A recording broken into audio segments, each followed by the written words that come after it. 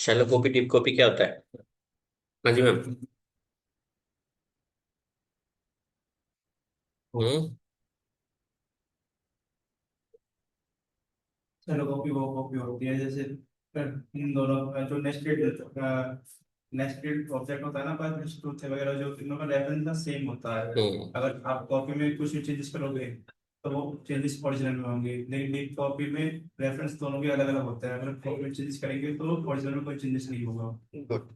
Very good.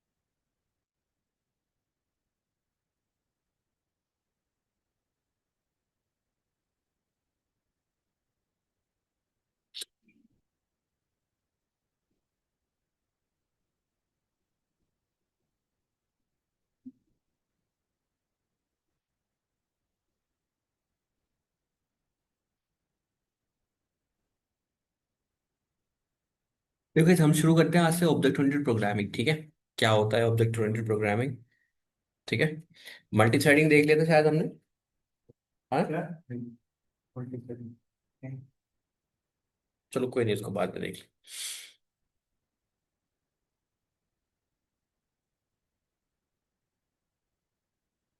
देखो,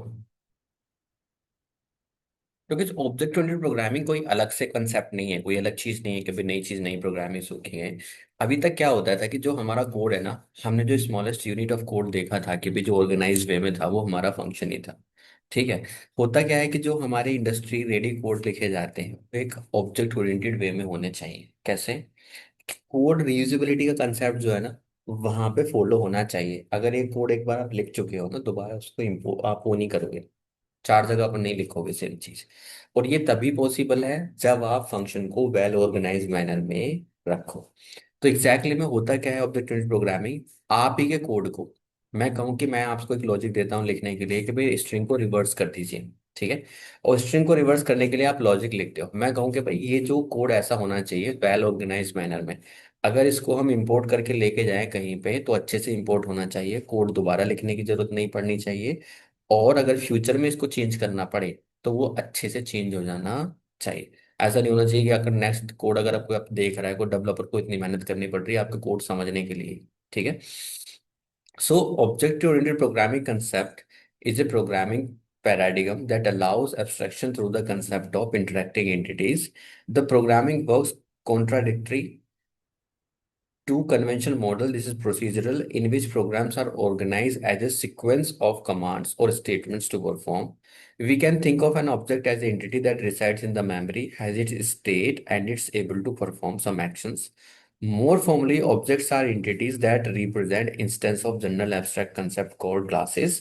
In Python, attributes are the variable defining an object state, and the possible actions are called methods.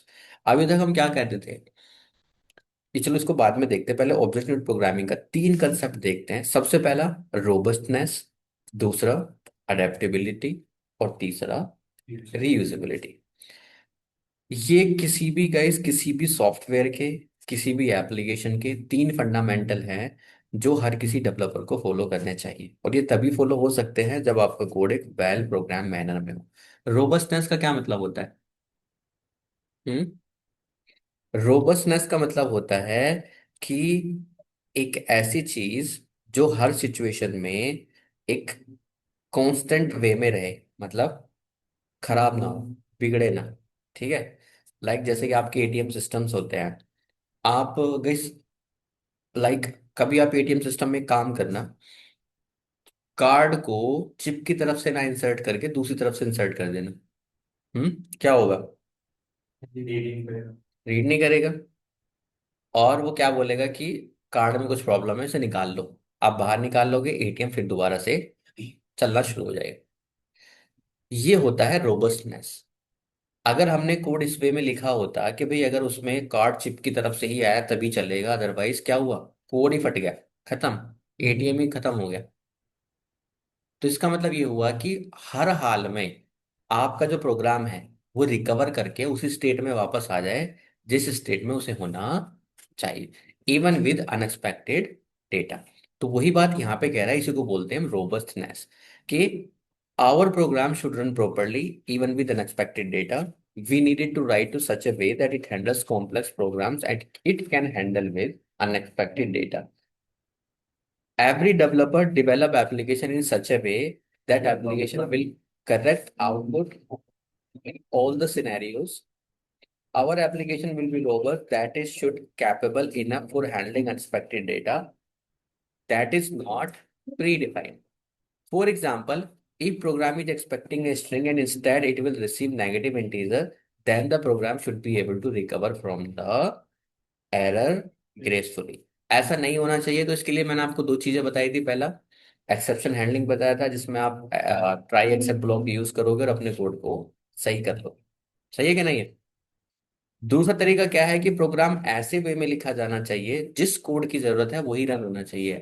तो इस होता क्या है कि कोड आपके जो लाइन होते हैं वो कैसे रन होती है, लाइन बाय लाइन रन होती है। ठीक है, और लाइन बाय लाइन जब वो कोड रन होता है तो उस सिनेरियो में एक चीज होती है क्या, जिस कोड को आप चाहो वही रन होना चाहिए, जो एक्सपेक्टेड हमें आउटपुट है वही आना चाहिए। और ये तभी पॉसिबल है जब आपने प्रॉपर क्लासेस बना के, फंक्शन बना के, एट्रीब्यूट बना के, मेथड्स बना के ये सब करके देखा हो। दूसरा कंसेप्ट कि भाई क्यों हम ऑब्जेक्ट ओरिएंटेड प्रोग्रामिंग यूज कर रहे हैं, adaptability. Software program or application will grow over a lifetime. The application should build in such a way that it should run with different versions, different generations, different hardware as well.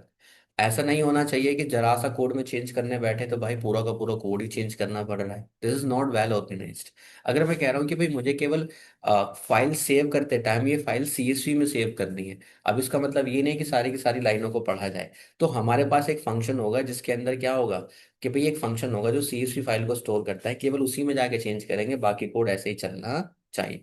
तो ये क्या हुआ आपका, adaptability. Third is reusability. Reusability का मतलब क्या होता है कि building from reusable application to avoid making entire new application just like a rebuilding entire wheel. Software should be reusable, that is the same code should be reusable in a component of the different applications. Developing quality software application can be expensive, and software is designed in a way that makes it easily reusable in future applications. It will helpful in productivity and also can reduce cost of new application. So reusability concept तभी possible है जब आपका programme well mannered design होगा। ठीक है। सो अब हमारी जो क्लासेस होंगी वो कहाँ से शुरू होंगे, मतलब जो हमारा कोड शुरू होगा वो कहाँ से शुरू होगा, एक क्लास से शुरू होगा। We have a lot of classes in our code. तो क्लास क्या होता है एग्जैक्टली में, एक class is a template for creating object. It defines the properties, attributes and behaviours, methods.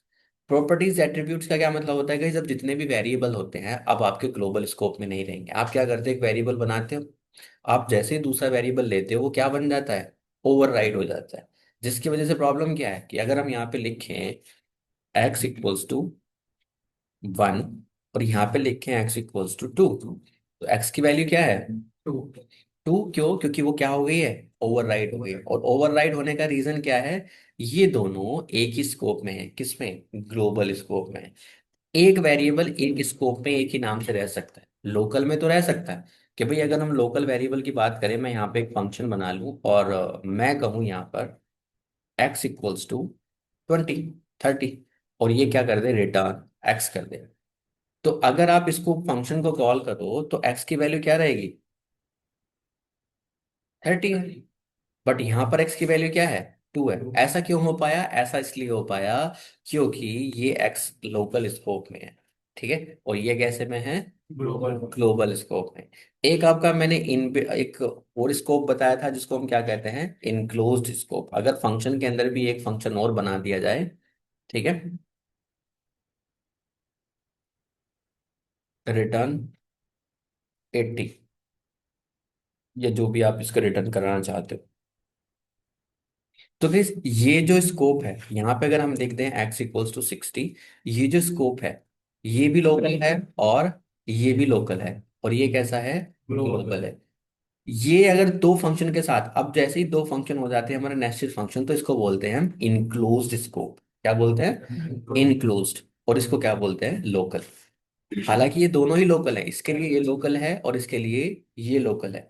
तो अब इसको बोलते हैं हम इनक्लोज्ड स्पेस, और इसको बोलते हैं लोकल स्कोप, और इसको बोलते हैं ग्लोबल। तो कुल मिला के आपके चार स्कोप होते हैं। पहला होता है लोकल, LEGB, ठीक है, लोकल, इनक्लोज्ड, ग्लोबल और बिल्ट इन। तो सबसे पहले कहाँ ढूंढा जाता है वेरिएबल, लोकल। लोकल में, उसके बाद इनक्लोज्ड में, उसके बाद ग्लोबल। ग्लोबल में, और उसके बाद बिल्डिंग। Built in. ठीक है, यही कंसेप्ट अब हम यहाँ पे फॉलो करने का, इस क्योंकि मैं चाहता हूं कि सेम वेरिएबल शुड यूज। आप कितने वेरिएबल लाओगे, मान लें अगर 50,000 वेरिएबल हम यूज करना चाहते हैं, क्या 50,000 वेरिएबल लाएंगे हर बार किसी यूजर के लिए, नहीं ना। क्या करेंगे उसके लिए, गाइस अगर हम इस तरह से सारे वेरिएबल ग्लोबल में, मैं लिखूं कि नेम लेना है मुझे सचिन का, आप बताइए दूसरे का नाम लेने के लिए क्या करना पड़ेगा, नेम 1। तीसरे का नाम लेने के लिए क्या करना पड़ेगा, नेम 3। क्या 50,000 वेरिएबल लूंगा, क्या इस तरह से करूंगा, नहीं ना। तो मैं क्या करूंगा, एक ब्लूप्रिंट तैयार करूंगा जो मेरी इस प्रॉब्लम को सुलझा सके। तो इसके लिए मैं क्या करूंगा, क्लासेस यूज करूंगा, मेथड्स यूज करूंगा, और क्लास के अंदर यूज करूंगा। मतलब जैसे मैंने फंक्शन की हेल्प से कोड को तोड़ा था टुकड़ों में, अब क्लास की मदद से और भी बड़ी कोड को और टुकड़ों में तोड़ सकता हूँ। तो सबसे पहले हम क्या बनाते हैं, यहाँ पर एक क्लास। आप कोई भी मॉड्यूल ओपन करके देखना, आपने यहाँ पे जी ड्राइव में जाके एनाकोंडा 3 का फोल्डर है, जो भी आप थर्ड पार्टी मॉड्यूल इंस्टॉल कर रहे हो या डाउनलोड कर रहे हो, सो सी ड्राइव में जहाँ पर आपका पाइथन इंस्टॉल हो, ठीक है।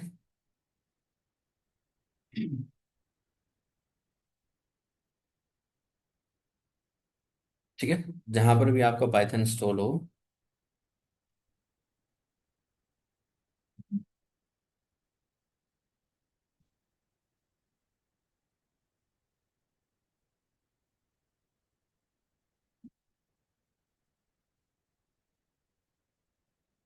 ठीक है, ये आपका लिब के अंदर और साइड पैकेजेस के अंदर।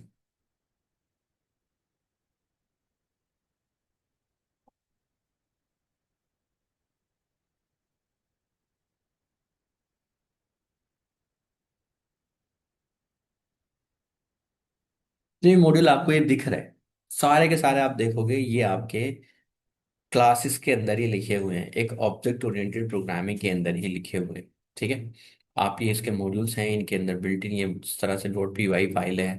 अगर कोई भी मॉड्यूल आप ओपन करके देखोगे ना गाइस, ये सारे के सारे क्लासेस के अंदर ही लिखे जाते हैं। ठीक है।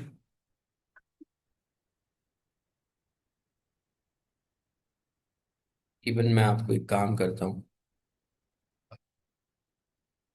हम्म,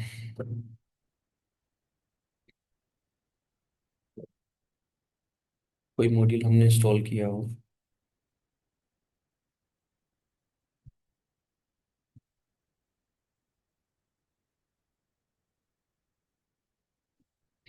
ठीक है, तो वैसे देखो ये थोड़े बिल्ड इन बड़े बड़े मॉड्यूल्स हैं, मॉड्यूल्स के अंदर फोल्डर है, फोल्डर के अंदर भी फोल्डर है, और उनके अंदर क्या है, ये पैकेजेस है। ठीक है, आप देखो कोई अगर बड़ी फाइल आपको दिखाई दे,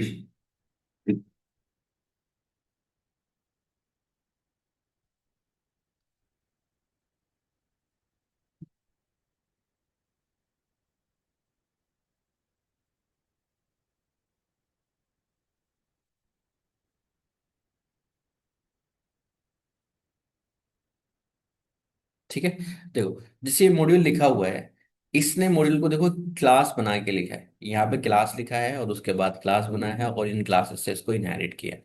ठीक है, लाइक दिस। और उसके अंदर ये मेथड्स बनाए, आप देखोगे यहाँ पर एक जेंडर मेथड बनाया जिसको हम कहते हैं कंस्ट्रक्टर। इसकी भी बात करेंगे, कंस्ट्रक्टर क्या होता है। ये इसके मेथड्स हैं। अब देखोगे कोई भी फंक्शन या मेथड इसका ग्लोबल स्कोप में नहीं है, सारे के सारे कहाँ पर है, लोकल क्लास के अंदर है। ठीक है, अब इनको एक्सेस कैसे करना है, क्या बनाना है, किस तरह से करना है, मेन मोटिव ये है कि अगर किसी क्लास को हम यूज करना चाहते हैं, then we do not have to use those module and methods. मतलब जानने की जरूरत नहीं है कोड को। आप अगर कहीं सबको मैथ यूज करना हो, आपको क्या जानने की जरूरत है मैथ कैसे बना कैसे नहीं, है ना। आप यहाँ पे मैथ लिखते हो और यहाँ पे क्या लिखते हो, मैथ डॉट फैक्टोरियल। बट यहाँ पे अपने मान लिया फैक्टोरियल आप निकालते हो, आपने लिखा ना, 5 का फैक्टोरियल निकाला 120 आ गया। आपको पता ही नहीं चला कि कोड कैसे लिखा गया कैसे नहीं लिखा गया। अगर ये वेल मैनर्ड स्ट्रक्चर में ना लिखा गया होता ना, तो आप कभी ये कर ही नहीं पाते। आपको ये भी बताया कि मैंने भाई मेन क्या होता है, मेन क्यों लगाते हैं, मेन क्यों आपको लगाना चाहिए। अगर यहाँ पे मेन नहीं होता या फिर आपकी फाइलें ऑर्गेनाइज ग्लोबल में होती तो क्या होता, सारा एग्जीक्यूट हो जाता फाइल। अब उसके अलावा आप डायरेक्ट मेथड को ही यूज कर पाए, आपको जरूरत भी नहीं है उसको जानने की भी फैक्टोरियल किसने कैसे बनाया, कौन सी क्लास बनाई। हमने सिंपल क्या किया, शिफ्ट टैब करके यहाँ पे चेक भी कर लिया कि भाई क्या करता है ये, कैसे वेरिएबल लेता है। तो इसका फायदा ये हुआ कि जो वेल ऑर्गेनाइज मैनर कोड लिखा हुआ है, उसको इम्प्लीमेंटेशन जानने की जरूरत ही नहीं है। सिंपल हम उस क्लास का ऑब्जेक्ट बनाए और ऑब्जेक्ट बना के उसके मेथड्स और क्लासेस को क्या कर सकते हैं, यूज कर सकते हैं। वही कंसेप्ट हम यहाँ पे फॉलो करने वाले हैं। तो हम क्या करते हैं गाइस, यहाँ पे क्लास से शुरू करते हैं, सबसे पहला स्मॉलेस्ट यूनिट। ठीक है, तो क्लास बनाने के लिए क्या करते हैं हम, सबसे पहले एक वेरिएबल कीवर्ड आपका यूज होता है, that is a class. Class के बाद उस क्लास का आप नाम लिखना चाहते हैं। ठीक है, ठीक है, उस क्लास का नाम लिखना चाहते हैं, इट जस्ट अ वेरिएबल।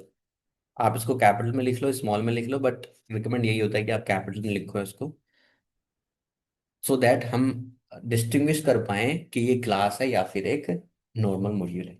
ठीक है। हमने कहा कि भाई ये क्लास है, क्लास बन के तैयार हो गई।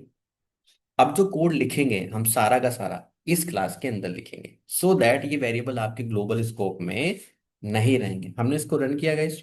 ठीक है। अब इसको रन करने के लिए अब कैसे यूज करें इस क्लास को? फॉर एग्जाम्पल पास की जगह पर मैं यहाँ पे वैर लिख देता हूँ, वैर इक्वल्स टू, और यहाँ पे लिख दिया मैंने 30। ये एक वेरिएबल है जिसकी वैल्यू क्या असाइन की है हमने, 30 असाइन की है।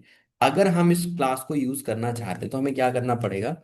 इस क्लास के वेरिएबल को एक्सेस करने के लिए हमें बनाना पड़ेगा इसका ऑब्जेक्ट, जिसको हम क्या कहते हैं, इंस्टेंस। इंस्टेंस या फिर ऑब्जेक्ट। मैंने कहा ये मेरी क्लास का ऑब्जेक्ट बने। मान लीजिए इस क्लास के दो ऑब्जेक्ट हैं, एक सचिन है और मैंने इसको लिखा रेक्स गैलेक्सी। ठीक है। और मैंने इस क्लास का एक विशाल ऑब्जेक्ट बनाया है, और विशाल की जगह पर इसको लिखा है। अब आप कहोगे कि भाई ये दोनों तो एक ही बात हो गई। इसको भी रेक्स गैलेक्सी को साइन कर दिया और इसको भी रेक्स गैलेक्सी को साइन कर दिया। नहीं, ऐसा नहीं है guys। मैंने इसको बताया था कि अगर दो चीजें हमें चेक करनी है, दो अलग अलग ऑब्जेक्ट है, तो कैसे पता करते हैं उनका? आईडी से। कि अगर हम इसकी आईडी चेक करें क्या सचिन वही चीज है कि जो विशाल है, तो इसका आंसर आएगा आपको नहीं। ये दो अलग अलग ऑब्जेक्ट हैं। किसके? Rex Galaxy class. ध्यान से सुनना, ये दो अलग अलग ऑब्जेक्ट हैं किसके? रेक्स गैलेक्सी के। अगर आप इस पे इज इंस्टेंस मेथड चलाओ और कहो क्या सचिन किस क्लास को बिलोंग करता है, क्या नाम है हमारी क्लास का? रेक्स गैलेक्सी, तो आपको क्या कहेगा? ट्रू। आप ये मान के चलिए जब आप किसी वेरिएबल को एक स्ट्रिंग असाइन करते हो, आपने कहा स्ट्रिंग दिस, इसका मतलब क्या हुआ? आपने एक वेरिएबल बनाया ए, किस क्लास का? स्ट्रिंग क्लास का। और वो किस क्लास को बिलोंग करता है? अगर यहाँ पे आप इज इंस्टेंस चलाओ और आप बोलो क्या ये स्ट्रिंग क्लास को बिलोंग करता है, ट्रू। तो आप जितने भी वेरिएबल क्रिएट करते जा रहे हो और उसको डबल कोट्स के अंदर क्रिएट किए जा रहे हो, तो वो क्या बन रहा है? एक स्ट्रिंग क्लास का ऑब्जेक्ट बन रहा है। अगर मैं यहाँ पे बोलूँ बी इक्वल्स टू इंट, और यहाँ पे आप कहो कि भाई क्या इज इंस्टेंस, ठीक है, और आप कहो कि बी कॉमा इंट, तो ये क्या कह रहा है? सॉरी, कोई नंबर असाइन करें हम इसको, तो क्या कह रहा है ये? ट्रू। क्या ये इंट क्लास का ऑब्जेक्ट है? यस। अगर इसको आप बदल दो तो क्या बोलेगा ये? एक फॉल्स स्ट्रिंग क्लास। सेम चीज यहाँ पे कह रहा है कि भाई क्या ये ऑब्जेक्ट इस क्लास का है? यस। अब इसका मतलब ये हुआ कि ये जो ऑब्जेक्ट है ना, ये रेक्स गैलेक्सी क्लास का है और इस क्लास को ये बिलोंग करता है। इसका मतलब इस क्लास के एट्रीब्यूट्स एंड मेथड्स ही एक्सेस कर सकता है। अब गाइस ध्यान से देखना, जब मैं, आपने देखा होगा, अब मैं फंक्शन नहीं कह रहा, मैं क्या कह रहा हूँ? Attributes and methods. जितने भी अब वेरिएबल्स होंगे मैं उनको क्या बोलूंगा यहाँ पर? एट्रीब्यूट्स। और जितने भी फंक्शन होंगे उनको क्या बोलूंगा मैं? मेथड्स। आपने ये देखा होगा कि जब भी मैं बोलता हूँ स्ट्रिंग डॉट कैपिटलाइज, तो मैं यहाँ पे क्या बोलता हूँ कि ये एक मेथड है। क्यों है? क्योंकि ये स्ट्रिंग क्लास को बिलोंग करता है। और जब मैं यहाँ पे प्रिंट बोलता हूँ तो मैं इसको बोलता हूँ कि ये एक फंक्शन है। क्यों? क्योंकि ये एक स्टैंड अलोन है, किसी पे डिपेंडेंट नहीं है, किसी वेरिएबल पे डिपेंडेंट नहीं है। तो सेम, अब हम अपनी खुद की कस्टम क्लास बनाने वाले हैं। तो ये हमारी खुद की कस्टम क्लास है जो हमारे अकॉर्डिंग क्या करेगी? बिहेव करेगी, हमारी तरह ही चलेगी जैसा हम चाहेंगे। ठीक है। जस्ट लाइक जैसे आपकी स्ट्रिंग क्लास होती है, जैसे आपकी इंटीजर क्लास होती है, सेम हमारी क्लास है, उसी तरह ये बिहेव करेगी। सो नाउ हमने यहाँ पे रन किया इसको, हमारी क्लास बन के रेडी हो गई, दो ऑब्जेक्ट भी हमने बना लिए। अब ये जो प्रॉपर्टी है गाइस, अब ये जो प्रॉपर्टी है ये तीन तरह से एक्सेस की जा सकती है, वेर प्रॉपर्टी। ठीक है। जो क्लास का ये एट्रीब्यूट है ये तीन तरह से एक्सेस किया जा सकता है। कैसे कैसे देखो, मैं बोल सकता हूं सचिन डॉट वेर क्या है? 30। मैं कह सकता हूं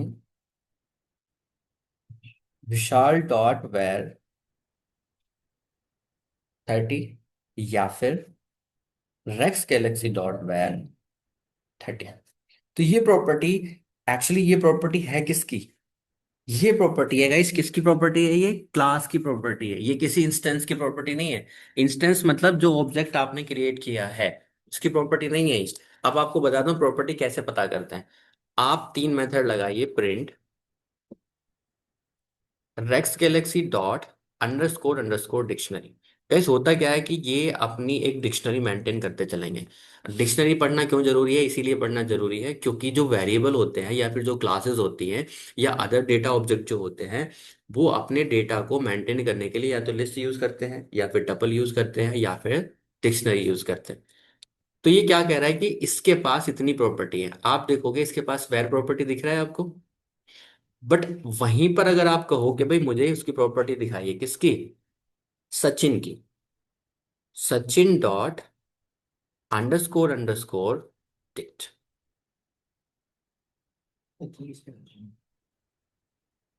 ठीक है, तो ये क्या कह रहा है? उसके पास कोई प्रॉपर्टी नहीं है। अगर आप कहोगे भाई मुझे विशाल की दिखाइए, ठीक है, यू विल सी उसके पास भी कोई प्रॉपर्टी नहीं है। तो ये प्रॉपर्टी किसकी एक्सेस कर रहे हैं? रेक्स गैलेक्सी की। तो ये इनका वेरिएबल नहीं है। गाइस दो वेरिएबल होते हैं, एक होता है आपका क्लास वेरिएबल और एक होता है आपका इंस्टेंस वेरिएबल।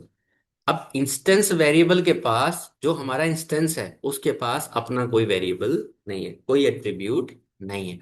तो अगर मैं कहूं, अब ध्यान से देखना, जब आप वैल्यू को चेंज करते हो वहां पर किस तरह से करते हो? अगर यहाँ पे x = 20 लिखा आपने और यहाँ पे x = 30 लिखा, तो वैल्यू ऑटोमेटिकली क्या हो जाती है? चेंज हो जाती है। अगर x प्रिंट करेंगे तो क्या आ जाएगा? लास्ट वाली वैल्यू आ जाएगी। बट यहाँ पर ये वाली सिचुएशन नहीं है। आपने क्लास के अंदर बनाया है एक वेल ऑर्गेनाइज कोड, चलेगा ये। अब ये वेरिएबल आपके ग्लोबल नहीं रहे हैं, ये क्या बन गए हैं? ऑब्जेक्ट स्पेसिफिक बन गए हैं, इंस्टेंस स्पेसिफिक।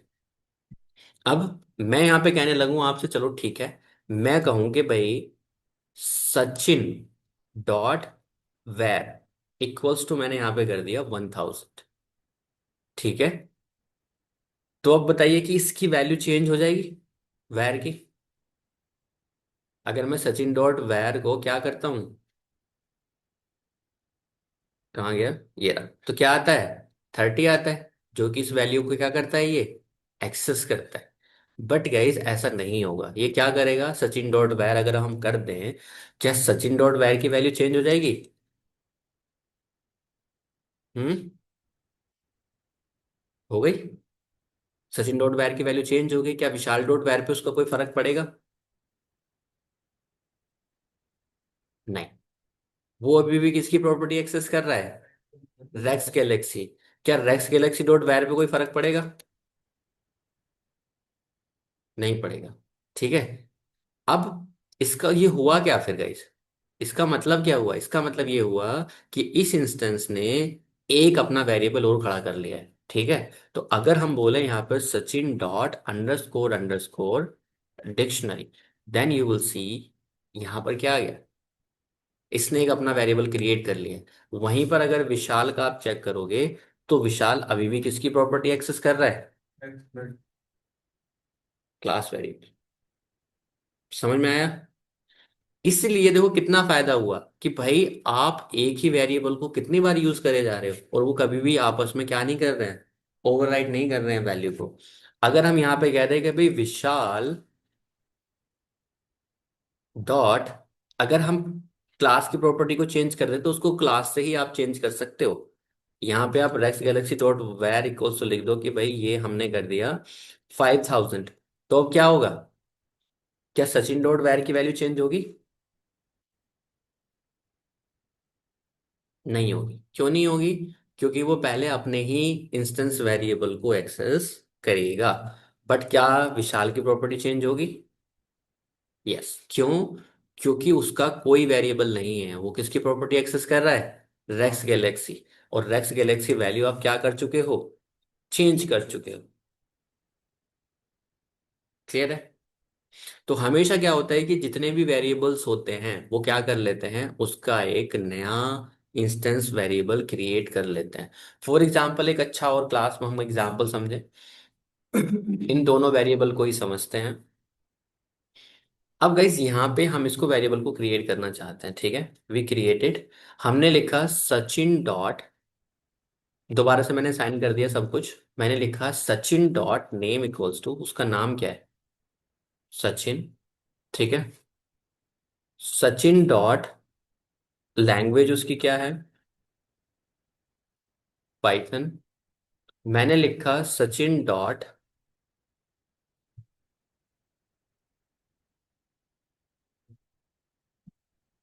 नोएडा। ठीक है। अब ये सेम वेरिएबल मैं विशाल के लिए यूज कर सकता हूँ। विशाल भी ऑब्जेक्ट किसका है? रेक्स गैलेक्सी क्लास का। वो सेम नाम से अपने एट्रीब्यूट्स एंड मेथड्स रख सकता है बिना वैल्यू को ओवरराइड करे। ठीक है। अब आपको इतनी मेहनत करने की जरूरत नहीं है। आप अगर एक साथ करते, क्या करते, सचिन के लिए अलग नेम लाते, उसके लिए अलग नेम लाते, उसके लिए अलग वेरिएबल लाते, तो हम यहाँ पे क्या कर सकते हैं?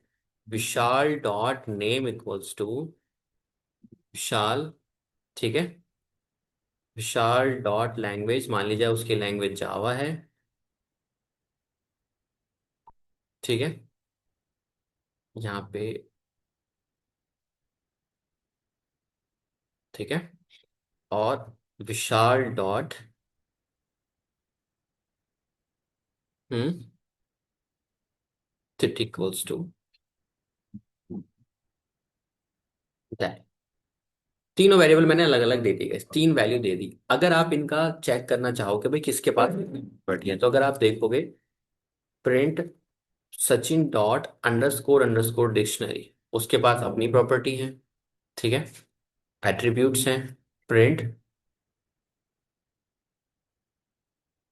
विशाल डॉट, उसके पास अपनी प्रॉपर्टी है। दोनों के दोनों अपनी डिक्शनरी को मेंटेन करते हुए चल रहे हैं। अगर मैं लिखूंगा सचिन डॉट सिटी तो नोएडा ही मिलना है। अगर मैं लिखूं विशाल डॉट सिटी तो क्या मिलना है? दिल्ली ही मिलना है। इवन अगर रेक्स गैलेक्सी को देखूं, तो रेक्स गैलेक्सी क्या करेगा? उसके पास अपनी प्रॉपर्टीज हैं। ठीक है। ये क्लियर है। तो उसके पास ये रहा वो वेरिएबल। तो गाइस ऑटोमेटिकली जब हम क्लास बनाते हैं तो ये वैल्यूज को असाइन होती हैं, लाइक डॉग, लाइक ये वेरिएबल्स हैं। मॉड्यूल आप देख रहे हो, मेन ऑटोमेटिकली असाइन हो रहा है, जो मैंने हमने पढ़ा था मेन फंक्शन के अंदर। सो ये ऑटोमेटिकली असाइन है। ये डंडर मेथड्स जो आपको दिख रहे हैं, ये भी मैं बताऊंगा आपको कहाँ से आए हैं, ये इनका यूज क्या है। जैसे हम फंक्शन को डॉक्यूमेंटेड कर सकते हैं, ऐसे ही क्लास को भी क्या कर सकते हैं? डॉक्यूमेंट कर सकते हैं। ठीक है। अब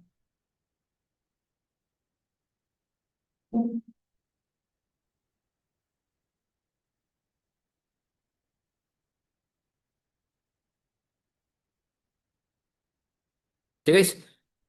तो जो ये डॉक आपको दिख रहा है ना, ये एग्जैक्टली डॉक्यूमेंट है। जैसे यहाँ पे आ गया दिस लिखा हुआ, तो एग्जैक्टली हम लिख सकते हैं, this class is created to understand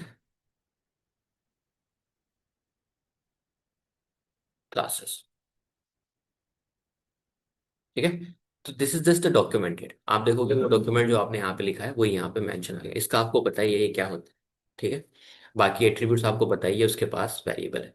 ये आपको पता ही है, जो भी मैंने डिक्ट मेथड यहाँ पे चलाया ये आपको ये वैल्यू देता है। ठीक है। ये हम आगे जाके डिस्कस करेंगे। ठीक है। अब आपको साफ साफ पता चल रहा है, इसके पास अपने एट्रीब्यूट्स हैं और इसके पास अपने एट्रीब्यूट्स हैं। तो कई अब सिंपल सी बात ये है कि आप सोच रहे होगे कि भाई ये तो बढ़िया है, नेम वेरिएबल यूज करते जाएंगे और हमारा काम आसान होता जाएगा। बट आप कहोगे कि अगर मैं 50 ऑब्जेक्ट इसके क्रिएट करने लगूं, 100 क्रिएट करने लगूं, क्या इस बार ऐसा लिखूंगा मैं हर नाम ने? अगर मैं कहूँ कि भाई 50 वेरिएबल हैं और एक ऑब्जेक्ट के लिए 50 चीजें लिख रहे हो, तो 50 ऑब्जेक्ट के लिए कितने लिखने पड़ेंगे? 250।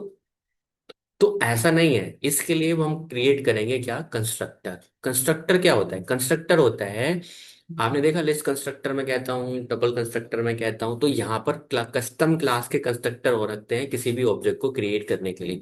हम इन लाइनों को अवॉइड कर सकते हैं। कोड रीयूजेबिलिटी का कंसेप्ट कहाँ रहा? जब हर बार मुझे नेम लैंग्वेज सिटी देना ही है, तो कोड रीयूजेबिलिटी का कंसेप्ट कहाँ रहा? तो इसके लिए हम क्या बनाएंगे? एक इनिट मेथड। कैसे? Like this. तो गाइस यहाँ पे सबसे पहले मैं क्या करूंगा, एक कंस्ट्रक्टर बनाऊंगा। ठीक है। या कंस्ट्रक्टर से पहले एक चीज और समझाता हूँ, मेथड। मैंने यहाँ पे कोई मेथड बना लिया गाइस। ठीक है। और इस मेथड के अंदर ये मैंने चलो यहाँ पे प्रिंट कर लिया है, इसको एक ऑब्जेक्ट क्रिएट कर लेता है, केवल सचिन को रहने देते हैं। ठीक है। हियर हमने क्या कहा, दो ऑब्जेक्ट बनाए, या विशाल को भी हटा देते हैं अभी के लिए। बस मैंने कहा कि मेरे पास एक ऑब्जेक्ट है सचिन,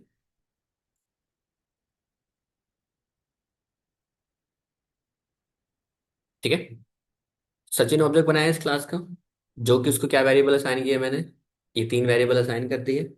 अब मैं क्या कहता हूँ कि मुझ पे एक या इसको भी हटा देते हैं, छोड़ो, मोर सिंपल रखते हैं। मैंने यहाँ पे एक मेथड बनाया, कहीं कोई नई चीज नहीं बता रहा मैं यहाँ पर भी। ये सिंपल वो वेरिएबल हैं जो अब तक हम असाइन करते आए हैं, और ये सिंपल वो फंक्शन है जो अब तक हम असाइन करते आए हैं। कोई फर्क नहीं बता रहा, कोई नई चीज नहीं बता रहा मैं।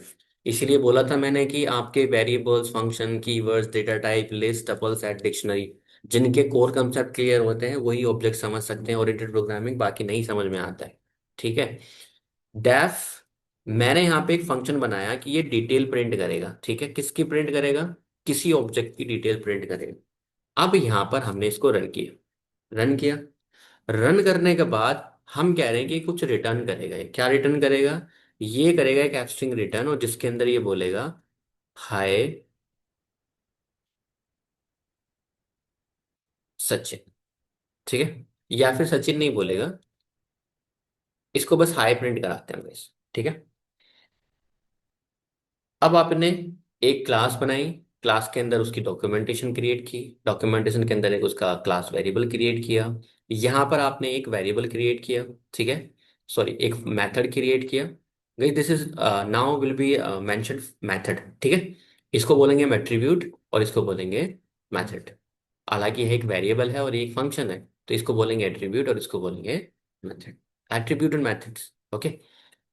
अब मैं कह रहा हूं कि भाई एक काम करते हैं, अब इस फंक्शन को गाइस कॉल करना है। अब क्योंकि ये फंक्शन ग्लोबल स्कोप में नहीं है, अगर आप कहने लगो कि भाई एक काम करते हैं, इसको तो हम कॉल कर ही सकते हैं, नहीं कर सकते।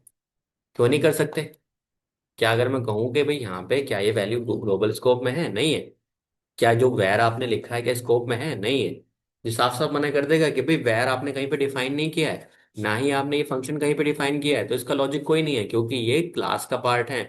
और क्लास की प्रॉपर्टी आपको यूज करने के लिए पहले उसका क्या बनाना पड़ेगा, एक ऑब्जेक्ट बनाना पड़ेगा।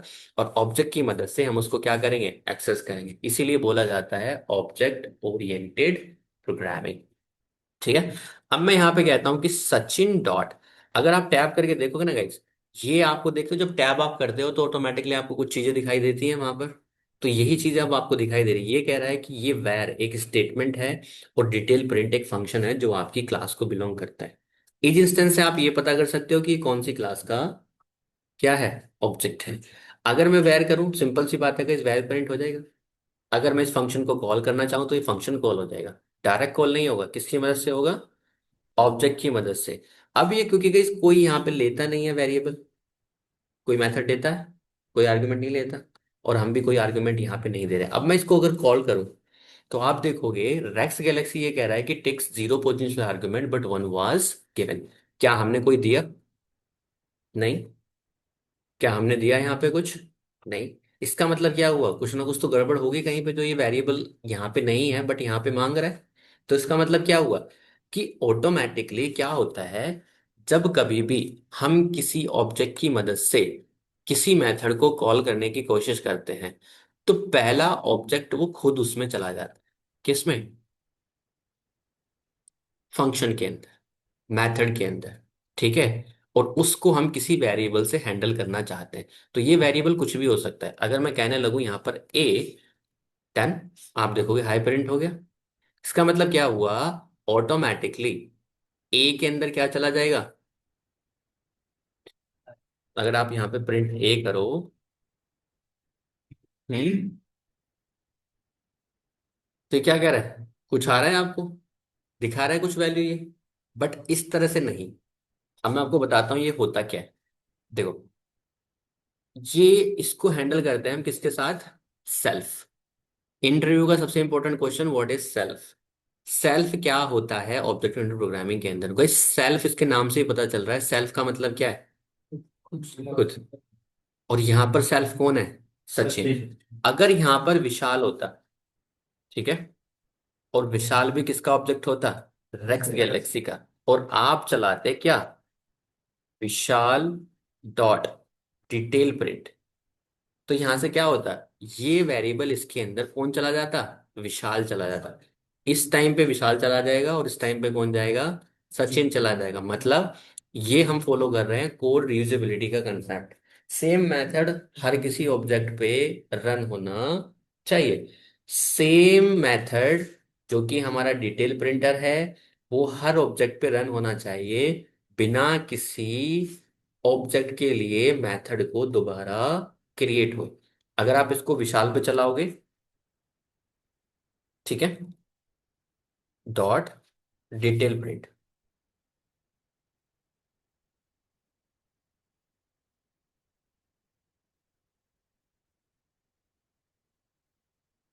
दिस,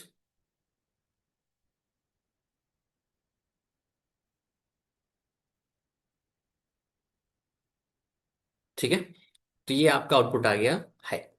दोनों ही केस में क्या कर रखा है आपने, हाई रिटर्न करने का। अब मैं इसको दिखा भी सकता हूं आपको कैसे। ठीक है, मान लिया जाए आपने यहां पे लिख दिया सचिन का नाम जो है वो क्या है, सचिन है, और विशाल का नाम क्या है, उसका नाम है विशाल। ठीक है, सचिन की स्पेलिंग, ओके। ठीक है, अब मैं क्या कहता हूं, ये जो आप प्रिंट करना चाहते हो, आप रिटर्न, चलो इसमें से कुछ भी कर नहीं चाह रहे, हम रिटर्न नहीं कर रहे, हम सिंपल इससे प्रिंट करा देते हैं। ठीक है, so I am saying here print. अब मुझे इस वेरिएबल को प्रिंट करना है guys। किस वेरिएबल को, इस वेरिएबल को। तो मैं क्या करूंगा, अब क्योंकि कोड रीजेबिलिटी, अब ये तो लिख नहीं सकता सचिन डॉट नेम। अगर सचिन डॉट नेम लिखूंगा तो क्या होगा, खाली सचिन को ही चलेगा ये तो, बाकी किसी पे चलने का रहा, है ना। बट हमें क्या करना है, ये मेथड हर किसी पे चलना चाहिए, सचिन पे भी चलना चाहिए, विशाल पे भी चलना चाहिए, और आर्ग्यूमेंट पे भी चलना चाहिए। तो मैं यहाँ पे क्या कर दूंगा, सेल्फ डॉट नेम। अब मैंने आपसे बोला कि जब भी ये मेथड चलाया जाएगा, ऑटोमेटिकली सेल्फ किससे रिप्लेस हो जाएगा, उस ऑब्जेक्ट के नाम से। और यहाँ पे ऑब्जेक्ट सचिन के केस में सचिन आ जाएगा, और विशाल के केस में क्या आ जाएगा, विशाल। विशाल आ जाएगा। सो अगर हम इसको रन करें यहाँ पे, आप देखोगे सचिन डॉट डिटेल प्रिंट क्या प्रिंट कर रहा है, सचिन, और विशाल डॉट डिटेल प्रिंट क्या कर रहा है, विशाल प्रिंट कर रहे हैं। ठीक है, सेल्फ का मतलब समझ में आया, कि प्रोग्रामिंग के अंदर जब भी मेथड कोई कॉल करेगा तो ऑटोमेटिकली पहला आर्गुमेंट वो खुद ऑब्जेक्ट जाएगा जिस ऑब्जेक्ट पे वो मेथड रन किया जा रहा है। ठीक है, क्लियर है। अब गाइस, अब मैंने बताया कि चलो एक चीज और है, चलो समझ में आ गया कि भाई सेल्फ क्या होता है। अब अगर हम चीज लें यहाँ पर, अब जितने भी मेथड होंगे यहाँ पे सारा आर्ग्यूमेंट पहले क्या लेंगे, सेल्फ ही लेंगे। अदरवाइज अगर आप ऐसा नहीं करते हो तो क्या होगा गाइस, अब ये खुद का आर्ग्यूमेंट भी ले सकता है। अगर यहाँ पे आप देना चाहोगे दिस, ठीक है, और यहाँ पे आप लिखना चाहो print value of this is, और यहाँ पे कुछ देना चाहो, तो आप मुझे बताइए यहाँ पे क्या लिखूं, सेल्फ डॉट दिस लिखूं या खाली दिस लिखूं। हम्म, बताइए। पहली बात, तो अगर हम इस मेथड को एक बार वन बाय वन करते हैं, कॉल नीचे करते हैं, तो अगर मैं इसको कॉल करूं तो वैसे ये चल रहा है। अब देखो ये चलना बंद हो गया, ये क्या कह रहा है, racks galaxy detail print missing one required positional argument is. देखो उसने आपको सेल्फ को नहीं कहा कुछ भी, क्योंकि सेल्फ के अंदर तो क्या चला गया, विशाल चला गया। वो केवल आपको ये कह रहा है। तो आप सोच के देखिए इसको कैसे रन होना चाहिए। अगर आप इसको रन करोगे, ठीक है, ये आपसे कह रहा है कि दिस की वैल्यू प्रोवाइड करिए। इट जस्ट लाइक जैसे मेथड में हमने दिया था, एक पोजिशनल आर्ग्यूमेंट है जो देना ही देना है आपको, और यहाँ पे आपने दे दिया न्यू वैल्यू। ठीक है, तो क्या होगा गाइस, आपका मेथड चल गया, value of this is new value, इसके अंदर गया। आपने इस पे सेल्फ क्यों नहीं लगाया, आपने यहाँ पे सेल्फ डॉट दिस क्यों नहीं लगा, सेल्फ डॉट दिस क्यों नहीं लिखा आपने, सेल्फ डॉट दिस यहाँ पे।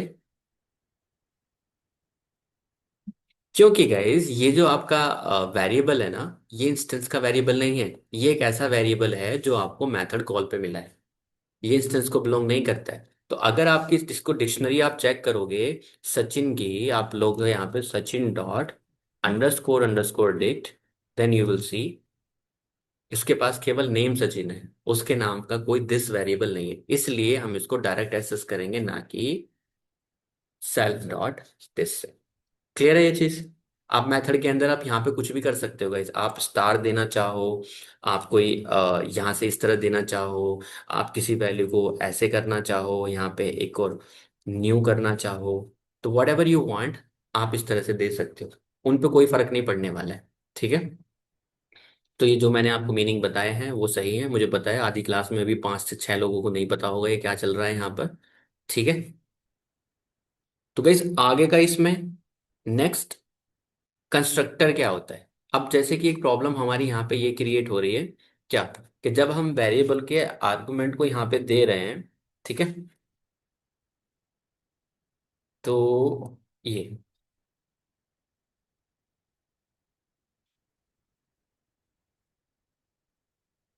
आपने को वेरिएबल बनाया, मान लीजिए विशाल को ही ले लेते हैं हम। तो होगा क्या, हर बार ये प्रॉब्लम है कि प्रॉब्लम इस प्रॉब्लम के अंदर ये पॉसिबल है कि भाई यहाँ पर वैर इक्वल्स टू आपने 30 लिखा, और वैर के अंदर ये आपने वैल्यू असाइन कर दी। ठीक है। अब गाइस होगा क्या, यू विल सी, अगर मुझे सचिन का वेरिएबल बनाना पड़ेगा तो क्या करना पड़ेगा, बार बार सचिन डॉट नेम, अगर कोई और बनाना पड़ेगा हो तो ये, तो इस चीज को अवॉइड करने के लिए हम यूज करेंगे इस क्लास के अंदर क्या, कंस्ट्रक्टर। यहां पर एक कंस्ट्रक्टर बनाएंगे डेफ। ठीक है। केवल मैं यही चीज अवॉइड करना चाहता हूं, ये वाली मैं यहाँ पे कंस्ट्रक्टर बनाऊंगा जिसको बोलूंगा मैं इनिट अंडरस्कोर अंडरस्कोर। अब आपको पता है ये मेथड के अंदर पहला हमेशा क्या जाता है, सेल्फ जाता है, सेल्फ। अब आप चाहते हो कि 4 वेरिएबल लेना, नेम लेना चाहते हो, आप उसकी लैंग्वेज लेना चाहते हो, और आप उसका एक सिटी लेना चाहते हो।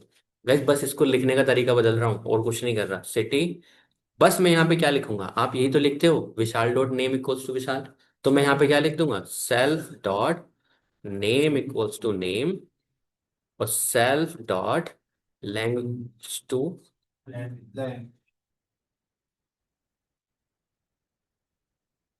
ठीक है, और self dot city equals to city. ठीक है।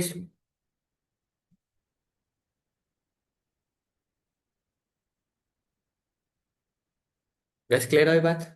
अब हमें क्या करना है, हमें सिंपल कुछ नहीं करना है। जब आप एक आर्गुमेंट यहाँ पे क्रिएट करते हो ना, अगर विशाल के लिए आपको कोई नया क्रिएट करना है, तो ये क्या करेगा, आपको 3 आर्गुमेंट यहीं दे देगा। ठीक है। आप यहाँ पे लिखोगे क्या, नेम लिखना है आपको इसका, विशाल लिख दिया आपने। ठीक है। उसके बाद लैंग्वेज देनी है आपको, पाइथन आपने दे दिया, और सिटी आपको देना है दिल्ली, आपने दे दी। ठीक है। अब आप इसको रन करो गाइस, आपका ऑब्जेक्ट क्रिएट हो गया है। अगर आप चाहें विशाल डॉट नेम, आपको वही वैल्यू मिल जाएगी। ठीक है। आप विशाल डॉट लैंग्वेज लिखोगे, आपको वही वैल्यू मिल जाएगी। इवन अगर आपको सचिन ऑब्जेक्ट क्रिएट करना है, ओके, सचिन डॉट या सचिन इक्वल्स टू, आप डायरेक्ट रेक्स गैलेक्सी लिखिए क्लास के वेरिएबल को, और यहाँ पर सचिन का नाम देना है आपको, वेरिएबल की वैल्यू साइन करनी है, आपको उसकी लैंग्वेज डिसाइड करनी है। ठीक है। आपको उसको कोई और वैल्यू देनी है, ये दे सकते हैं। तो इस तरह से आपका ऑब्जेक्ट क्रिएट हो गया। आप इसकी डिक्शनरी चेक करना चाहो, डिक्शनरी, तो you can do that, Sachin dot underscore underscore डेट, यू विल सी ये सारे वेरिएबल उसने साइन कर लिए। आप विशाल का देखोगे, डॉट अंडरस्कोर अंडरस्कोर डेट, यू विल सी। ठीक है। तो इस तरह से आपका ये कंस्ट्रक्टर उसके लिए काम करेगा। सेम आप इसके लिए कोई मेथड प्रिंट करना चाहो कि भाई डिटेल प्रिंटर ऑब्जेक्ट, कि भाई डिटेल चाहिए किसकी, ऑब्जेक्ट की। ठीक है। जो आपने इंस्टेंस बनाया है उसकी डिटेल चाहिए, तो यहाँ पे आप लिख सकते हो। तो ऑटोमेटिकली मैंने बोला था पहले क्या जाएगा यहाँ पर, सेल्फ जाएगा, और सेल्फ के अंदर आप लिख सकते हो प्रिंट सेल्फ डॉट नेम। ठीक है। या फिर कोई स्ट्रिंग आप प्रिंट करना चाहो तो वो भी कर सकते हो, यदि आप रिटर्न करना चाहो रिटर्न कर लो। ठीक है। रिटर्न स्ट्रिंग, और यहाँ पे लिखा आपने हेलो, और उसका नाम जिस ऑब्जेक्ट की आप बात कर रहे हो। ठीक है। योर लैंग्वेज इज, ओके,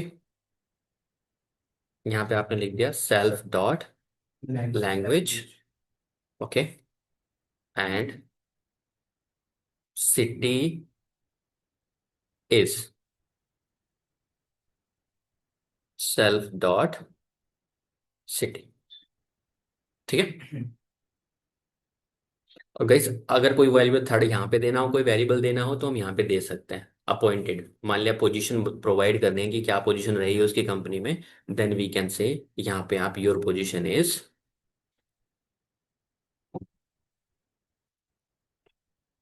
और यहाँ पे हम डायरेक्ट दे सकते हैं इस वैल्यू को, कौन सी को, पोजीशन को। क्यों? क्योंकि ये इंस्टेंस वेरिएबल नहीं है। समझ में आ गई बात? अगर हम इसको मेथड को रन करें अब, तो व्हाट विल हैपन, सबसे पहले तो ऑब्जेक्ट तो हम क्रिएट कर ही चुके, विशाल का भी क्रिएट है और सचिन का भी क्रिएट है। अब मुझे इसको सचिन पे रन करना है, ठीक है। I want to run it on Sachin, so how will I do that. यहां पे मैं लिख सकता हूं कि भाई अगर मुझे विशाल की डिटेल चाहिए, ठीक है, तो विशाल इक्वल्स टू, या विशाल डॉट डिटेल, ठीक है, डिटेल ऑफ द ऑब्जेक्ट। और इस ऑब्जेक्ट को रन करने के लिए मैं क्या करूंगा यहां पर, सिंपल। अब गई सेल्फ तो मांगेगा नहीं मुझसे, क्या मांगेगा ये, पोजीशन मांगेगा, और पोजीशन के अंदर मैं यहाँ पे क्या दे दूंगा, पाइथन, या पोजीशन पाइथन डेवलपर, या मैं इसको लिख रहा हूँ DEVELOPER, ठीक है, developer. So if you run it, you will C hello Vishal, your language is Python and city is Delhi and position is developer. So same code अगर सचिन पे रन किया जाए, सेम मेथड रन करेगा। कोड रीयूजेबिलिटी का concept देखिए यहाँ पे, और मैं इसकी डेजिग्नेशन बोल रहा हूँ यू आर ए प्रोग्रामर, या फिर मैंने यहाँ पे देखिए माई सीक्वल डेवलपर, ठीक है। तो ये माई सीक्वल डेवलपर आपका बन गया है। तो इस तरह से ये चीजें रन होती हैं। आप देखोगे इसको अगर सचिन पर रन कर दो, तो ऑब्जेक्ट अल्टीमेटली चेंज कर देगा।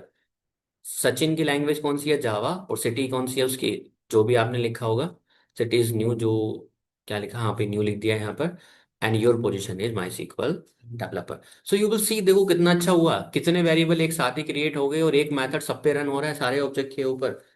इसको बोलते हैं dry concept, do not repeat your self. आपका कोड रिपीट ही नहीं कर रहा है, आपको हर मेथड के लिए, हर ऑब्जेक्ट के लिए अलग फंक्शन बनाने की जरूरत ही नहीं है। सेम फंक्शन, अगर मान लिया जाए मुझे एक फंक्शन बनाना होता, मैंने आपसे एक असाइनमेंट कराई थी, कौन सी, ऑफर लेटर वाली। तो अगर यहाँ पे ऑफर लेटर दे दिया जाए, है ना, ऑफर लेटर प्रिंटर, ठीक है, लेटर की स्पेलिंग क्या होती है, लेटर ही होती है ना, ठीक है, ऑफर लेटर दे दिया जाए, और वो उसी ऑब्जेक्ट पे रन हो जाएगा, किस ऑब्जेक्ट पे, किस पे ऑब्जेक्ट पे रन हो जाएगा। आपसे वो डिटेल कब मांगेगा, जब आप ऑब्जेक्ट क्रिएट करोगे, आप उसकी डेजिग्नेशन दे दोगे, आप उसका ये दे दोगे, और बदले में उसको क्या रिटर्न कर दोगे आप, वो एस्ट्रिंग रिटर्न कर दोगे किसी स्टैम्प पे, या फिर उस ऑब्जेक्ट पे जिस पे आप चाहते हो। आई होप क्लियर है मेरी बात। हम्म। अब आप क्या करोगे, एक एक मेथड बनाते चले जाओगे हर चीज का, और आपका काम होता हुआ चला जाएगा, ठीक है। अब आपको बताता हूँ इसका रियल टाइम यूज कहाँ पे होगा। जैसे आपने एक मॉड्यूल बनाया मैथ नाम का, ठीक है, आप इंपोर्ट करते हो मैथ, तो आप क्लास भी इंपोर्ट कर सकते हो, और उस क्लास को इंपोर्ट करके उसके अंदर जो मेथड्स हैं उनको यूज कर सकते हो। तो अगर मैं इसको रियल टाइम आपको यूज दिखाऊं,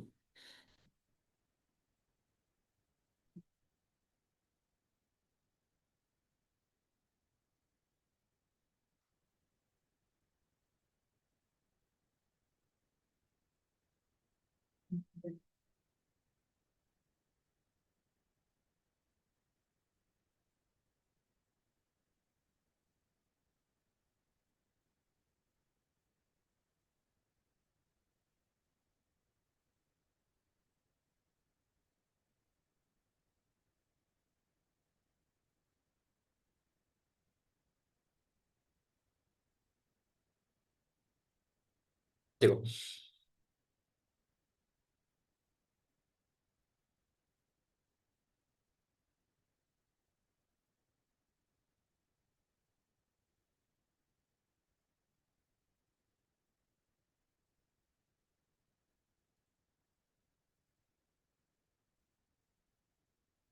लाइक दिस, आपने एक क्लास बनाई जिसका नाम क्या है, एरिया कैलकुलेटर।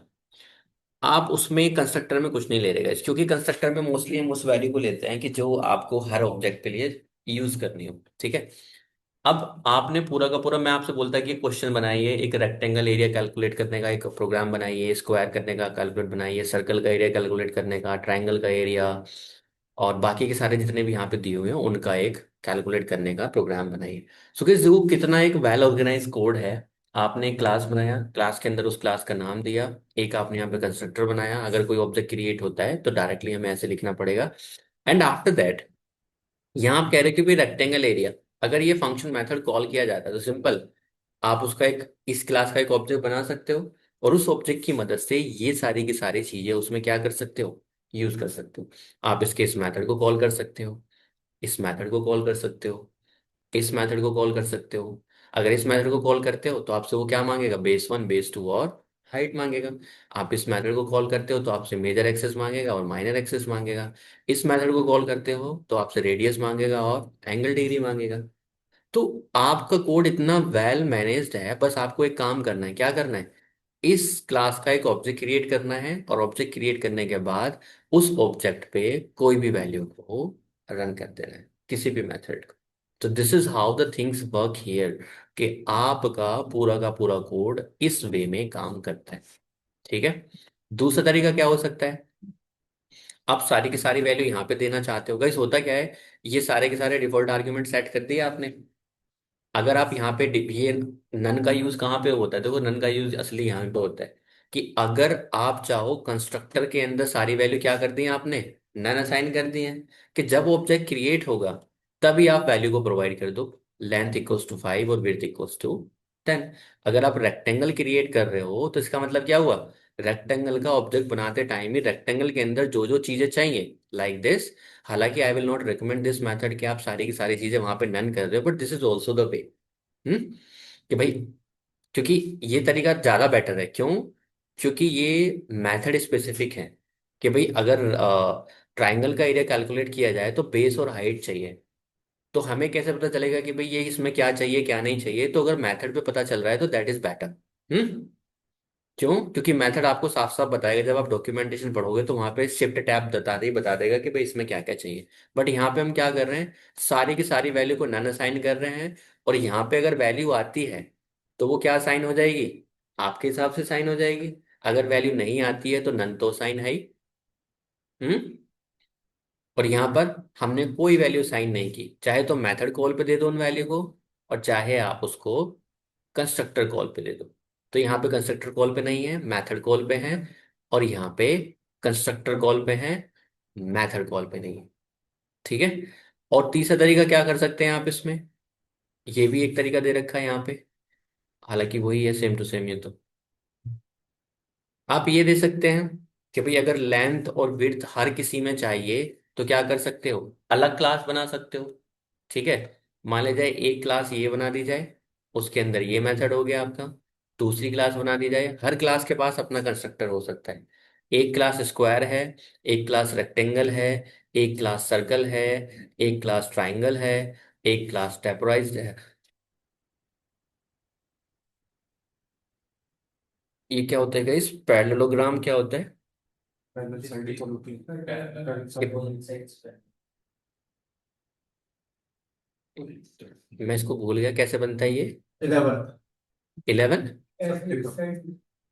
अच्छा ऐसे, ये, हाँ पहले साइड और ओके, ठीक है, ओके, ये तो याद है मुझे। हाँ, यही है ना, कि भाई चार पैरेलल इसकी लाइन होगी, इसको इसका 90 होता है, और इसका कितना एंगल होता है, अपोजिट का सेम होगा ना। हाँ, तो वैसे अगर आपसे बोला जाए कि भाई आपको एक सॉफ्टवेयर बनाना है इस तरह का, तो कैसे बनाओगे, ऐसे ही बना। ये फाइनल टर्म है किसी भी सॉफ्टवेयर को क्रिएट करने की। अब आप सीधे सीधे नहीं लिखोगे कि भाई आपने एक कोड लिख लिया स्क्वायर का और आपने इस तरह से इसको रन कर लिया, दैट्स इट, नहीं।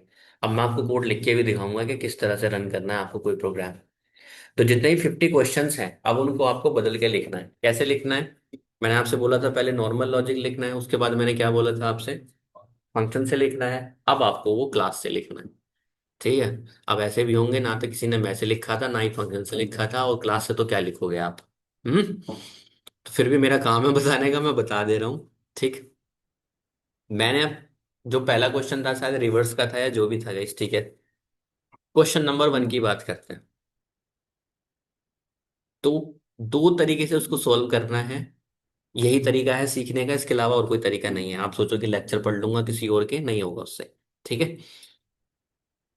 मैंने बोला आपको रिवर्स स्ट्रिंग करने का मेथड, क्लास बनानी है, तो यहां पे बनाएंगे हम रिवर्स स्ट्रिंग क्लास। बना ली? ठीक है। यहां पर हम एक, अगर कोई वेरिएबल की जरूरत है guys, तो आप ले सकते हो। अगर वेरिएबल की जरूरत नहीं तो डायरेक्ट कंस्ट्रक्टर दे सकते हो। मान लीजिए वैर की जरूरत है तो आप ले लो। मोस्टली यहाँ पे वो देते हैं कि जो बाकी के सबके लिए एक्सेस हो सकता है। फॉर एग्जांपल अगर मैथ का कोई आप बना रहे हो, पाई की वैल्यू आप लेना चाहते हो, तो पाई की वैल्यू असाइन कर सकते हो कि भाई सारे के जितने भी ऑब्जेक्ट होंगे वो पाई की वैल्यू को क्या करेंगे, एक्सेस करेंगे। तो वैर मैंने यहाँ पे 50 लिख दिया, फॉर एग्जाम्पल हाइपोथेटिकली। और यहाँ पे हमने लिखा डेफ, एक यहाँ पे हम इनिट बनाएंगे। और इनिट के अंदर अगर कोई वैल्यू हमें चाहिए, क्योंकि गाइस अभी मैं अलग अलग बना रहा हूँ, ठीक है। हर क्लास को, हर क्वेश्चन के लिए एक अलग क्लास बना रहा हूँ। बट अल्टीमेटली जब आप 50 क्वेश्चन 50 क्लास बना के कर लो, उसके बाद आपको क्या करना है? उसके बाद सिंपल एक काम करना है, 50 के 50 क्वेश्चन एक ही क्लास में पटक देना है। ठीक है। सबका एक ही कंस्ट्रक्टर रहेगा और 50 मेथड बनेंगे। हर फंक्शन का एक अलग मेथड बनेगा। ठीक है। अब क्योंकि रिवर्स आपको स्ट्रिंग करनी है तो यहाँ पे स्ट्रिंग मांगोगे आप। एक तो हो सकता है कि आप कंस्ट्रक्टर के टाइम पे मांग लो। ठीक है। एक हो सकता है आप मेथड को, फंक्शन को कॉल करते टाइम मांग लो। तो यहाँ पे हमने कंस्ट्रक्टर पे ही मांग रही है, तो हमने कहा कि सेल्फ डॉट स्ट्रिंग, हालांकि दिस इज नॉट रिकमेंडेड, ठीक है। बट मैं आपको बता रहा हूँ, self dot string equals to, आपने क्या कर दिया स्ट्रिंग को, आपका कंस्ट्रक्टर रेडी हो गया। अब आपको क्या करना है? लॉजिक लिखना है। ठीक है। अब लॉजिक लिखने के बाद यहाँ पे मेथड बनाया आपने, स्ट्रिंग रिवर्स मेथड। ठीक है। अगेन ये भी सेल्फ लेगा पहला पैरामीटर। आप ऑलरेडी ले चुके हो वहां पर स्ट्रिंग, तो आपको क्या करना है? या तो फॉर लूप लगा लो आप एक। आप यहाँ पे एक क्या कर सकते हो, एक वेरिएबल असाइन कर सकते हो, local variable. Reverse equals to, for loop जैसे लगाते हो गाइस ऐसे ही लगेंगे यहाँ पर भी। आपने मैं कह दिया कि फॉर लूप, यहाँ पे एक इस लगाया आपने, एक फॉर लूप लगाया, फॉर कैर इन, किसमें? Self dot string. क्यों सेल्फ डॉट स्ट्रिंग?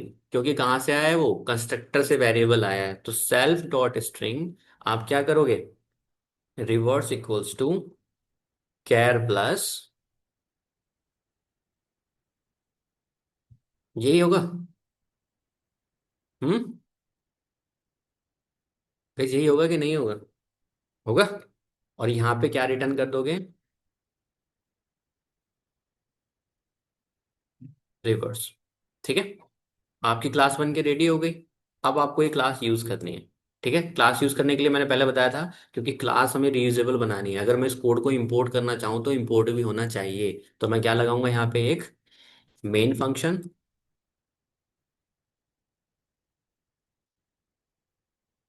ठीक है। यहाँ पे आपने मेन लगाया, और मेन के बाद अब क्या करोगे, आप एक ऑब्जेक्ट क्रिएट करोगे इस क्लास का। इस क्लास का मैंने ऑब्जेक्ट क्रिएट किया, जस्ट अ वेरिएबल। यहाँ पे आपने लिखा, क्लास का नाम क्या है, रिवर्स स्ट्रिंग क्लास। अब क्योंकि गाइस आप कंस्ट्रक्टर कॉल पे दे रहे हो तो ये वेरिएबल यहीं पे जाना चाहिए। तो वेरिएबल में हमने दे दिया कि हम पाइथन को रिवर्स करके देखना चाहते हैं क्या आएगा। ऑब्जेक्ट क्रिएट हो गया। आप चाहे तो यूजर से इनपुट भी ले सकते हैं। यहाँ पे क्या कर सकते हैं, यूजर से इनपुट ले सकते हैं। तो आप कह सकते हैं input, enter the string to reverse.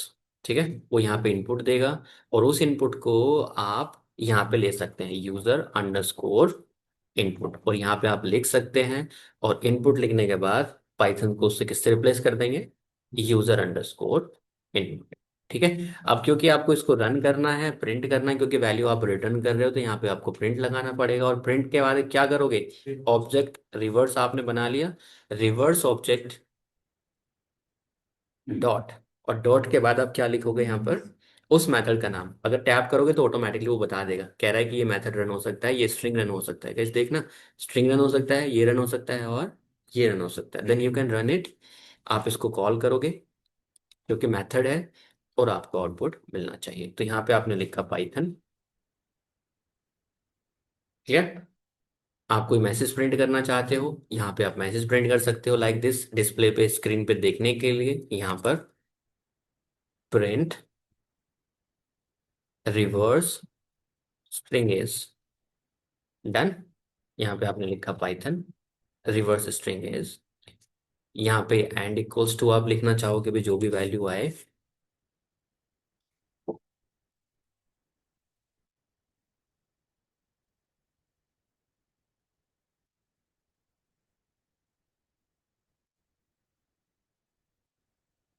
ठीक है, ये कोई प्रिंट में ही देना पड़ेगा फिर मुझे, बट इट्स ओके, हम रिटर्न वैल्यू दे रहे हैं तो that is okay. I hope clear है। हम्म। तो एग्जैक्टली में अगर इंटरव्यू के अंदर आप गए ऐसे कोड को लिखते हो ना, दैट वेरी इंप्रेसिव। अगर आपके पास टाइम है प्रॉपर, आप लिख सकते हो, हालांकि इतना बड़ा डिफिकल्ट नहीं है। जो प्रैक्टिस करके जाएगा वो लिख सकता है, और जिसने कभी यही प्रैक्टिस नहीं किया वो तो इसमें ही उलझा रहेगा। अभी तक मैंने आपको क्या बोला था कि बस यही लॉजिक है, बस 4 लाइन तो थी गाइस, यही तो थी। बट एग्जैक्टली में कोड लिखने के लिए we have to do that. हाँ, जगह वो ले सकते हो, टेक्स्ट और ब्रैकेट लगा के माइनस में करके वहां कौन सा लगाना है, जैसे इंडेक्स इंडेक्स से source start that flashing guys just they clearly say that using for loop. Okay, वहां से तो कर ही देगा, कोई बिल्ट इन मेथड से क्या है। तो वो तो साफ साफ बोल देते हैं इंटरव्यू में that you have to use the for loop. ठीक है। अब कोई प्राइम नंबर चेक करने के लिए कोई मेथड थोड़ी ना होता, उसका तो लिखना ही पड़ेगा लॉजिक। कितने के प्राइम नंबर, कितने के ना होंगे, बस डायरेक्ट मेथड, गिने चुने मेथड है। सम निकाल सकते हो ज्यादा से ज्यादा, मैक्सिमम निकाल सकते हो, मिनिमम निकाल सकते हो, बाकी का क्या है ना। अब guys, इस कोड को दोबारा रिवर्स करो। मैं चाहता हूं कि ये वेरिएबल यहाँ नहीं जाना चाहिए। कहाँ नहीं जाना चाहिए, कंस्ट्रक्टर पे। कहाँ जाना चाहिए, इस पे जाना चाहिए। तो यहाँ पे जाएगा तो क्या लिखेंगे हम, स्ट्रिंग। ठीक है। तो अब की बार मुझे यहाँ पे सेल्फ लेने की जरूरत नहीं है, और यहाँ पे भी यूजर इनपुट को यहाँ पे ना देके कहाँ दूंगा, यहाँ पर। समझ गए, दोनों कोड में अंदर समझ में आया। अब की बार हमने कंस्ट्रक्टर के अंदर कुछ नहीं दिया, मैंने यहाँ पे इसको पास लिख दिया। कंस्ट्रक्टर मेरा खाली है, तो क्लास को क्रिएट करने के लिए मैं इसको डायरेक्ट ऐसे लिख सकता हूँ। ठीक है। अब की बार जब मैं इस मेथड को कॉल करूंगा तो यहाँ पे क्या जाएगा, स्ट्रिंग जाएगा। और मैं इस पे सेल्फ डॉट स्ट्रिंग नहीं लिखूंगा, क्या लिखूंगा, डायरेक्ट स्ट्रिंग लिखूंगा। क्यों, क्योंकि ये कहाँ से आया है, मेथड कॉल पे आया है। तो इस तरह से अगर इस कोड को रन करेंगे, इसका भी सेम ही आउटपुट आएगा।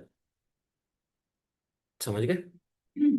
क्योंकि अगर यहाँ पे आप सेल्फ लिख दोगे ना, तो ये आपको एरर थ्रो कर देगा। क्या एरर थ्रो कर देगा, कि भाई ये क्या लिख रहे हो आप, object has no attribute string, ये क्या लिख रहे हो, सेल्फ डॉट स्ट्रिंग। कोई नहीं है हमारे पास सेल्फ डॉट स्ट्रिंग। क्यों नहीं है, क्योंकि सेल्फ डॉट स्ट्रिंग तब लिखा जाता है जब वो ऑब्जेक्ट आपको कंस्ट्रक्टर के थ्रू आया हो। ये इंस्टेंस वेरिएबल नहीं है, ये आपका एक ऐसा वेरिएबल है जो मेथड कॉल पे आया है, जो कि डायरेक्ट मेथड से ही क्लियर होगा। समझ गए। ओके, गलत जगह चेंज कर दिया यहाँ पर।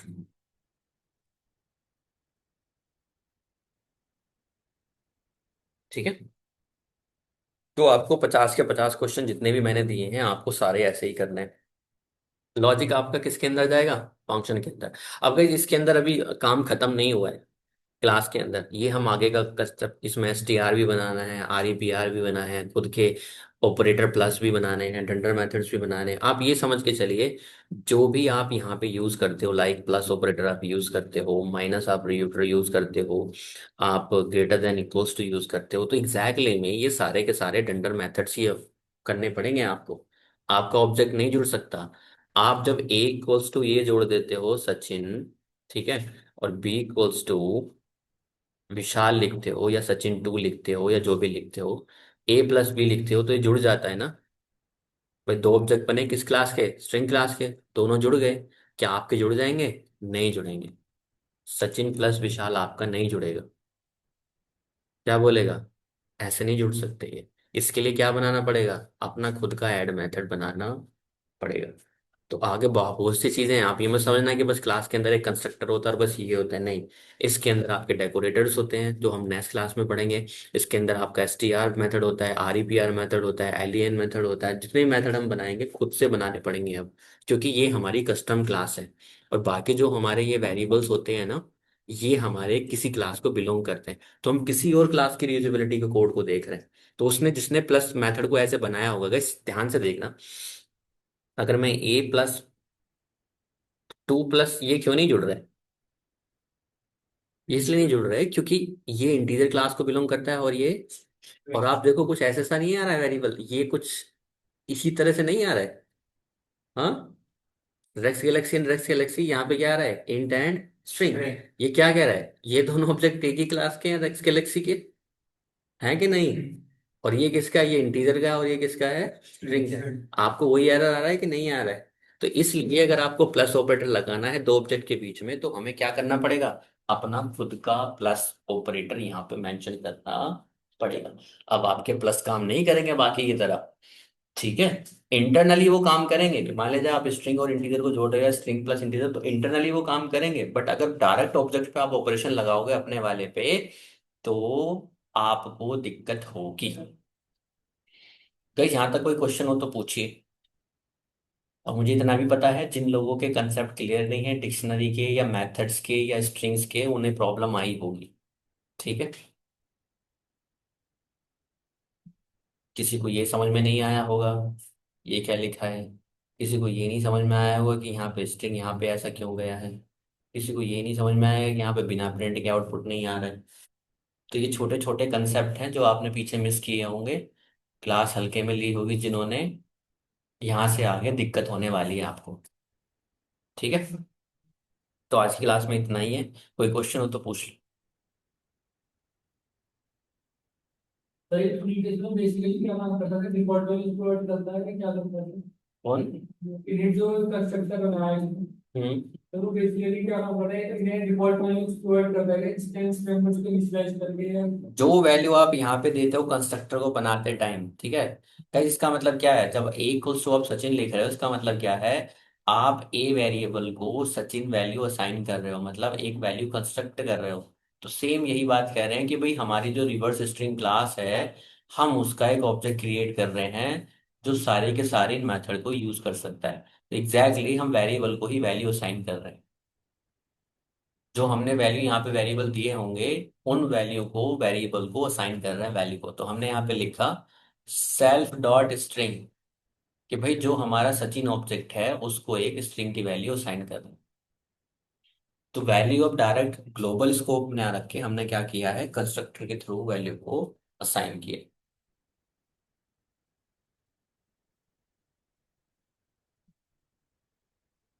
जी सर, कुछ आया समझ में? हम्म। आप थोड़ा रिवाइज करना पड़ेगा फॉलो। हम्म। डिफिकल्ट लगा कुछ? सर एक टाइम को सवाल होता है कि क्या है, तो अब यहाँ तक इसके वाली क्लास में पढ़ा है सर ये।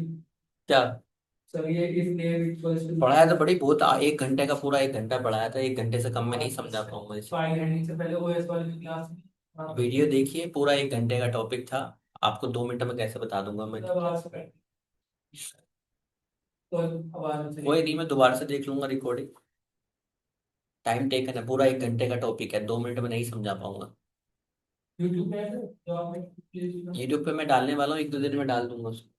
ठीक है, ऐसा मॉड्यूल। नहीं, ये नेम वाला। तो फाइल हैंडलिंग की जो देखी थी कि ओएस वाला जो पढ़ा है ना।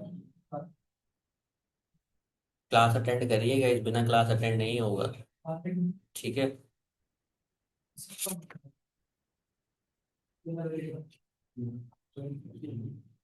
बस ठीक है। तो मैंने काम आपको दे दिया है, करना ना करना आपके हाथ में है। वो जितने भी क्वेश्चन हैं सारे के सारे क्लास से कर डालेंगे। आप जब तक 6 से 10 क्वेश्चन नहीं बनाओगे, अपनी क्लास दोनों तरीके से करके देखिए उसे, तभी कर पाओगे। 2 क्वेश्चन पक्के मान के चलिए इंटरव्यू के अंदर, what is in it, what is self. ये तो हर इंटरव्यूअर पूछेगा ही पूछेगा। ठीक है।